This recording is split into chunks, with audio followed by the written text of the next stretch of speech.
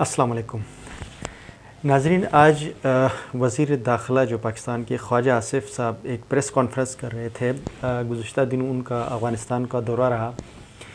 اس میں پاکستان کے top officials بھی تھے ملٹری کے, اور وہ دورے کے بعد آج ان کی بڑی ایک امپورٹنٹ پریس کانفرنس تھی. اس پریس کانفرنس میں جس قسم کی انہوں نے باتیں کی اس کو سن کے, یا اس ایک بطور ایک پاکستانی شہری ہونے کے مجھے بڑا افسوس ہوا کہ اس کے جو جس قسم کے اس نے باتیں کی, یعنی کہ افغانستان سے دورے کر کے واپس آنے کے بعد سوویت یونین میں جو جس طرح کہ انہوں نے پاکستان کا جو رول رہا ہے افغان وار کے اندر 70 افغان جو رشیا اور چائنا کے ایک وار رہی ہے سوویت یونین وار جس کو کہتے ہیں 79 میں 1979 سے 1989 تک یہ 10 سال جنگ رہی تھی.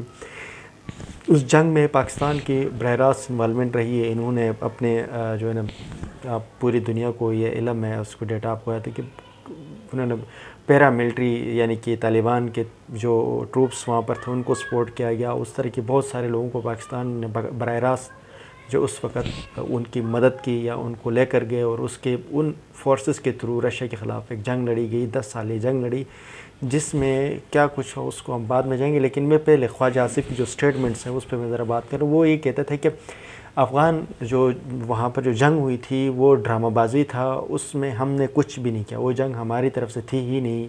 جن لوگوں نے وہ جنگ کیا اللہ ان کو عذاب میں ڈالے, اور ان لوگوں نے ان کی وجہ سے آج ہم تباہ و برباد ہو گئے. تو اس طرح کی ایک لمبی چوڑی تقاریر تھی.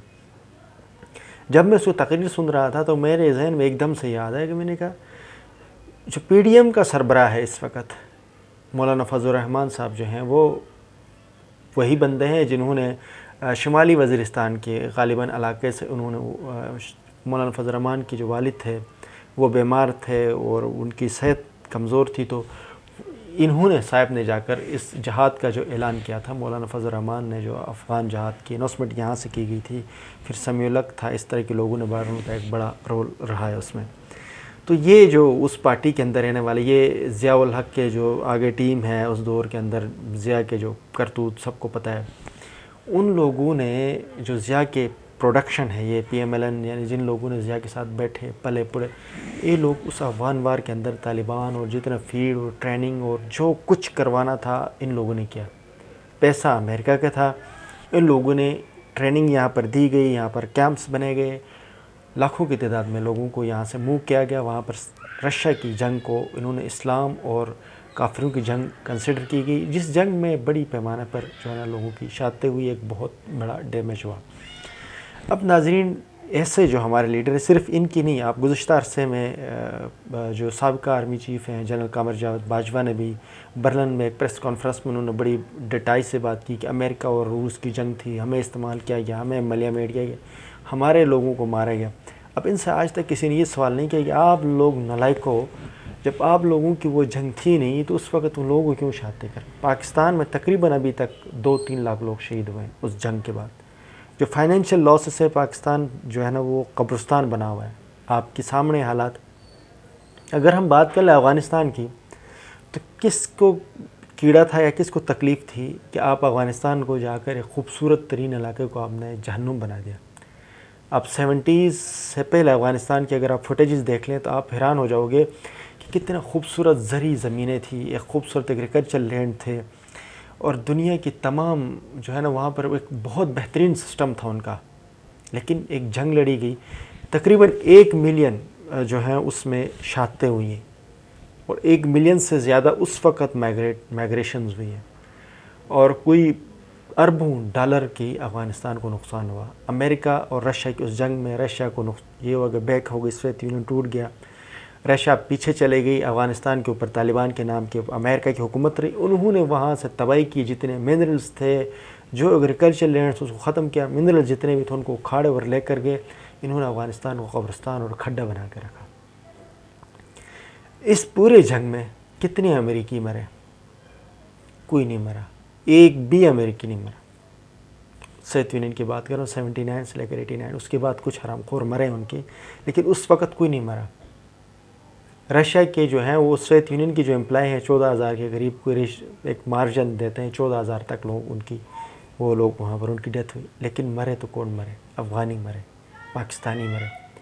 افغانی اپنے زمین میں تھے، ان کے پاس کوئی آپشن نہیں تھی، وہاں پر تو ان کو میزائل داغے، بمیں مار مار کے مارے، لیکن پاکستانی یہاں سے ان کو سروس دی گئی ہے، کرائے کے جو ہیں وہ کرائے کے طور پر یہاں سے دستیاب تھے، ڈالر ملتے تھے، یہاں سے بھیجے جاتے تھے۔ آج جب پولیٹیشن جو بغیرت دلے، یہ لوگوں کو جب شرم نہیں آتی ہے کہ وہاں پر لوگوں کو مروا کر، ہزاروں لوگوں کو وہاں پر انہوں نے ان کو زندگیاں کو عذاب بنا کر، آج تک افغانستان تباہ و برباد ہے، پورا ہمارا پاکستان کے KPK کا علاقہ کی حالت آپ کے سامنے ہے، وہاں پر کیا صورتحال ہے، لوگوں کی زندگیاں کیسی عجیباً بنی ہوئی ہے، اور ان لوگوں نے سارا کچھ کر کے تباہ و برباد کر کے اب آ کر کہتے ہیں جن لوگوں نے اس کو کیا تو اس کو اللہ کا عذاب ہو۔ اور یہ وزیر دفاع ہے پاکستان کا، یہ نکما آدمی، کیسے کیسے نمونے اس ملک میں آتے ہیں، سمجھ نہیں آتی، ان نمونوں کو آج تک کچھ بھی پتہ نہیں ہے کیسی کون سی بات کرنی ہے۔ اس سے کچھ عرصہ پہلے مولانا فضل الرحمان نے یہ بات کی کہ جس نے خود فتویٰ دیا تھا جہاد کا، اور وہ خود کہتے ہیں کہ بھائی یہ جنگ تو روس اور امریکہ کی تھی، تو تھی تو بھائی تم لوگوں کس نے کاٹا تھا؟ تم لوگ وہاں جا کر دین کے نام کے اوپر، مذہب کے نام کے اوپر نوجوانوں کو کیوں مروایا تم لوگوں نے؟ اگر وہ روس اور امریکہ کی جنگ تھی تو، اگر وہ نہیں تھی تو پھر تم آج آن کیوں نہیں کرتے ہو؟ کیونکہ تم لوگ ڈالر پہ چلنے والے سارے مشینیں۔ تو اب ایک ایسا سینیریو جو افغانستان کو تباہ و برباد کر کے، وہاں کی ایگریکلچر لینڈ کو، وہاں کے پراپرٹی کو، زمینوں کو، وہاں کے لوگوں کو تباہ و برباد کر کے، آج ہم یہ کہتے ہیں کہ ہمارا کوئی رول نہیں ہے، ہم نے کچھ نہیں کیا۔ آج جو افغانی وہاں سے در بدر ہو کر یہاں آیا، جو یہاں پر ذلیل و خوار ہو کر جو زندگیاں گزار رہے ہیں، تو پھر وہ آپ لوگوں کے ساتھ ایسے ہی پیش ہوں گے نا۔ اب آپ کسی افغانی سے آپ بات کر لیں تو وہ کبھی بھی آپ کے لیے کسی دل میں اس کی نرم مزاجی نہیں ہوگی، لیکن پاکستان کے عام عوام بھی معصوم، ان کو بھی کچھ نہیں پتہ کیا ان چند سرمایہ داروں نے جو امریکہ کے ٹاؤٹ تھے، ان ٹاؤٹ نے یہاں پر کچھ ملاحوں کو خریدا اور ان کے تھرو انہوں نے یہ عذاب ڈالا۔ آج رزلٹ کیا نکلا؟ آج افغانستان تباہ و برباد، کھنڈرات بنے ہوئے، پاکستان کھنڈرات ہے، ملک دیوالیہ ہو گیا۔ امریکہ تو وہی سپر پاور ہے، رشیا وہی سپر پاور، ان کو تو کوئی فرق نہیں پڑا۔ لیکن آج تک ہم نے ابھی بھی یہ چیزیں ہم نے نہیں سمجھی، اتنا کچھ ہونے کے باوجود ابھی بھی ہمارے صورتحال وہی ہے، ہمارے ملک کے اندر کوئی بہتری کی طرف نہیں۔ دین اسلام کے نام کے اوپر آئے روز ایک دوسرے کی گردنیں اتاری جاتی ہیں۔ کسی کو یہ نہیں پتہ ہوتا ہے کس ٹائم کس کو کون سا جو ہے نا وہ گستاخی کے نام کے اوپر قتل کر دے۔ یہ ہمارے ملک کے صورتحال بنائے گی۔ لیکن جب تک ہم اس ملک کے اندر ایک سیاسی شعور پیدا نہیں کریں گے اور ان لوگوں کے جو حقائق ہیں ان کو عوام کے سامنے نہیں لے کر آئیں گے تو مسائل حل نہیں ہوں گے۔ آج ٹیکنالوجی کا دور ہے، آپ گوگل کر لیں، آپ کو سارا ڈیٹا مل جائے گا، آپ کو پتہ لگے گا کتنے لوگ وہاں پر شہادتیں ہوئی، 1 ملین کو مارا انہوں نے، افغانیوں کو مارے، تو ان کے خون رائگا جائے گا، تو وہ معصوم نہتے لوگوں کا خون کہاں جائے گا؟ وہاں کی جو زرخیز زمینیں تھیں ان کو قبرستان بنایا، اس کو کون ذمہ دار ہے؟ تو یہ چیزیں اگر یہ ہمارے ڈیفنس وزیر آ کر یہ بات کر لے کہ افغانیوں کا جو مسئلہ تھا ادھر افغانستان میں جنہوں نے جنگ کی، اللہ ان کو تباہ کرے، اللہ تو ان سے پوچھے گا ان سب سے، لیکن اس سے پورے عوام سے پوچھنا چاہیے کہ بھائی اگر وہاں پر یہی مسئلہ تھا تو آپ لوگوں نے کیوں اپنا رول ادا کیا؟ اگر جن لوگوں نے وہاں پر کردار ادا کیا تھا آج کیوں نہیں ان کو سزا دی جا رہی ہے؟ ان لوگوں کی ان نالائکیوں کی وجہ سے بنگلہ دیش ہم سے ٹوٹ کر چلا گیا، بنگالیوں کے ساتھ بھی ان لوگوں نے ظلم کیا، وہی مذہبی بنیادوں کے اوپر ان کے اوپر ڈنڈے ڈالے گئے۔ آج مذہبی بنیادوں کے اوپر وہی ایکسٹریمزم کو، جو اسلام ایک اتنا امن پسند دین تھا، اس کو انہوں نے مذہبی انتہا پسندی کے مارکیٹ بنائی ہے۔ یونیورسٹیز کے اندر پھڈے ہوتے ہیں، کسی بھی یونیورسٹی کی حالت دیکھ لو تو آپ کو جنگل بنا ہوا۔ کیا وجوہات ہے کہ ہمارے ملک اس قدر پستی کی صورت ہے؟